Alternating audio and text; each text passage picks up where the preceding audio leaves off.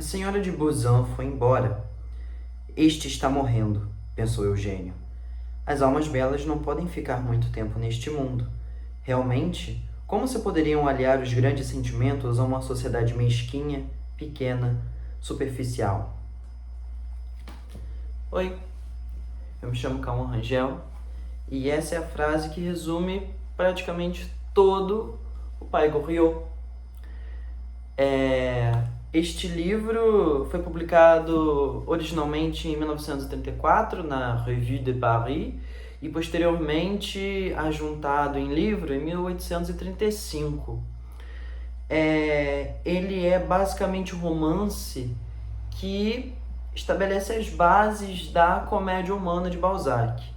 Então, a comédia humana de Balzac é toda a reunião dos romances e novelas que ele colige, né, durante toda a sua trajetória, menos alguns contos e novelas que ele escreve bem no início da sua vida de escritor, e os contos picarescos, uma série de contos medievais que depois ele vai coligir em uma obra separada da comédia humana.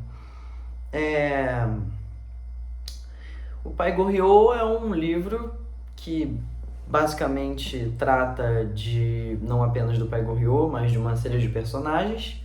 É um romance que se passa em uma estalagem, a estalagem da senhora Vauquer, que é uma estalagem composta por personagens extremamente pitorescos, em especial três: o Pai Goriot, Vautrin, o grande cafajeste de toda a novela, praticamente o bandido, o vilão da novela. O Pai Goriot, que é esse pai que tem essas duas filhas, a senhora de Nucingen e a senhora de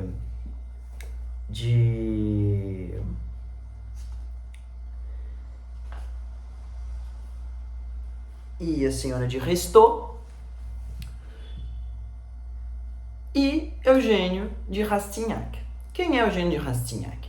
Eugênio de Rastignac, Eugênio, aqui nessa tradução do Paulo Ronen, é um jovem vindo da província que decide ir a Paris estudar direito, diplomacia, alguma dessas ciências jurídicas, e decide que ele quer subir na vida e fazer parte da sociedade parisiense. E esse é o seu grande sonho: ascender intelectualmente e socialmente. Para isso, ele pede a ajuda de sua prima, uma viscondessa, uma nobre, muito influente em Paris, que mora em uma residência bem estabilizada com seu marido, e que vai educá-lo nas artes, vai tentar educá-lo nas artes da etiqueta parisiense. Ele é convidado para ir a uma ópera, e nessa ópera ele observa uma dessas filhas,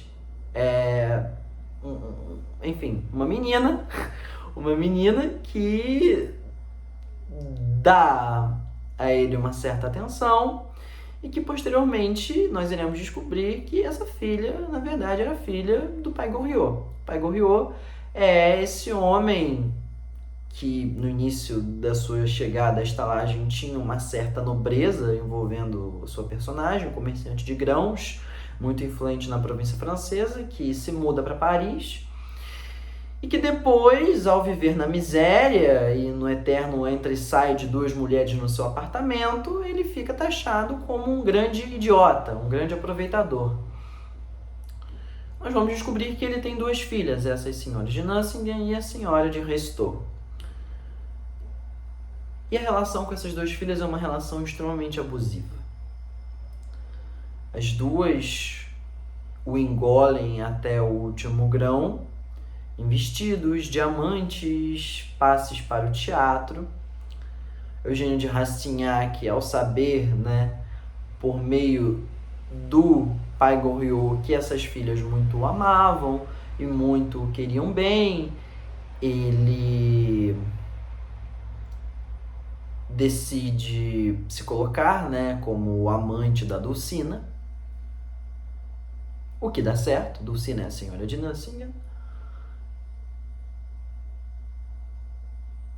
E o tempo vai passando até que chega o momento em que ambos são convidados para um baile. Nesse baile, a senhora de Restaux, irmã da senhora de Nucingen, pede ao pai uma certa quantia para completar um vestido de brocados de diamante que ela havia pedido para uma costureira e não podia pagar. O pai raspa as suas últimas economias e dá esse dinheiro à filha. O que acontece? Ele fica paupérrimo e, depois de um grande susto que ele teria no seu dia anterior, se torna um moribundo. Fica moribundo e Eugênio faz de tudo para que a sua amante, a Dulcina, a senhora de Nucingen, vá visitar o pai. E nenhuma das duas se mostra hábil para visitar o pai. O final, apesar de ser uma obra muito conhecida, eu não irei comentar aqui. Mas essa obra é muito importante porque ela, de alguma maneira, é não apenas central para a ideia que nós temos de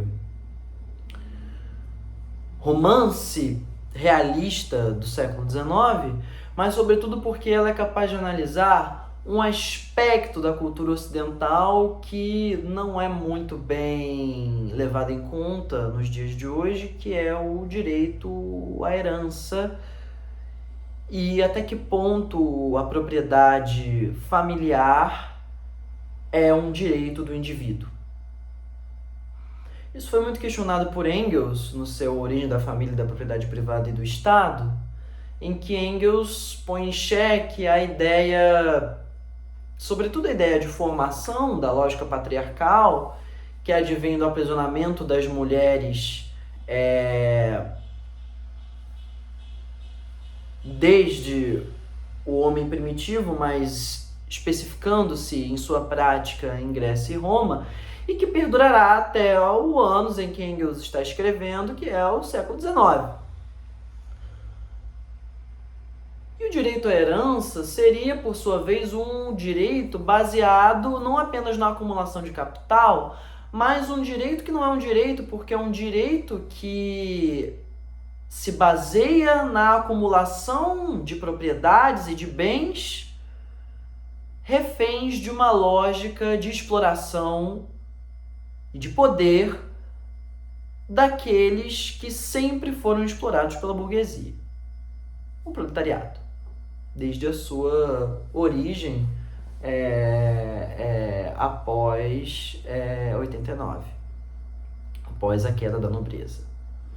Então esse direito à herança seria, na verdade, o direito à exploração e, por conseguinte, a perpetuação dessa exploração no âmbito privado, no âmbito da propriedade.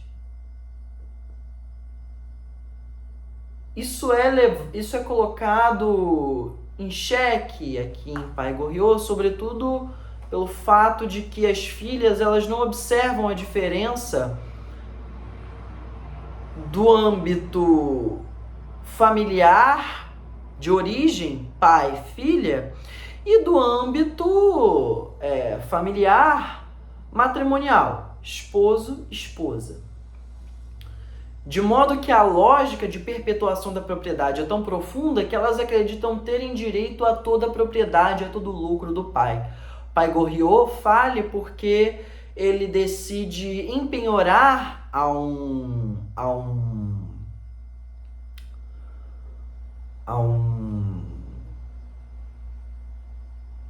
como se chama mesmo? A um agiota judeu, Gobzek, a sua renda mensal de 3.000 e tantos francos, em prol de uma quantia para o pagamento desse vestido de brocados de diamante que a senhora de Restaux pede a ele. Então é muito interessante como a propriedade ela é aprisionada no âmbito, no seio da família burguesa, e ela é a responsável pela criação de todos os afetos que a justificam. Então é a propriedade do Goriot que justifica a afeição de suas filhas por ele. Provavelmente, o clímax de toda a obra é o momento em que as duas irmãs, sem combinarem, e depois de tendo passado meses e semanas sem verem o pai, encontram-se no mesmo horário na casa do pai para lhe pedir dinheiro, para lhe pedir uma quantia muito alta. Por diferentes razões, uma pedindo para o pagamento da dívida do marido e a outra pedindo por uma situação lá que ela passa também com seu cônjuge. Então é muito interessante essa associação que Balzac faz entre a propriedade e a família no seu seio privado. O desfecho dessa história é muito impressionante e vale a pena a leitura não apenas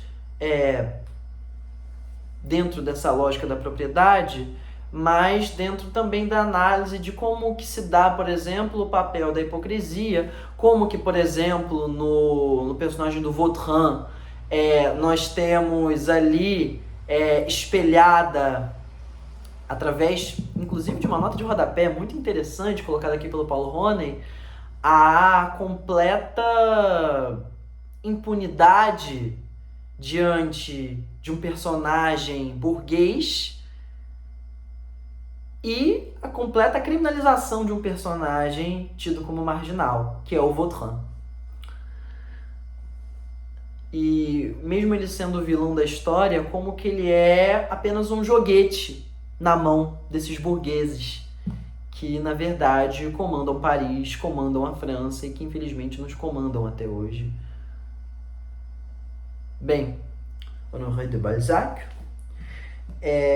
eu li na tradução do Paulo Roney, o primeiro romance do 4º volume da coleção da Editora Globo da Comédia Humana. Fisicamente, se eu não me engano, eles publicaram até o 9º, é uma coleção bem difícil de encontrar, mas eles têm até o 12º, se eu não me engano, volume em Kindle.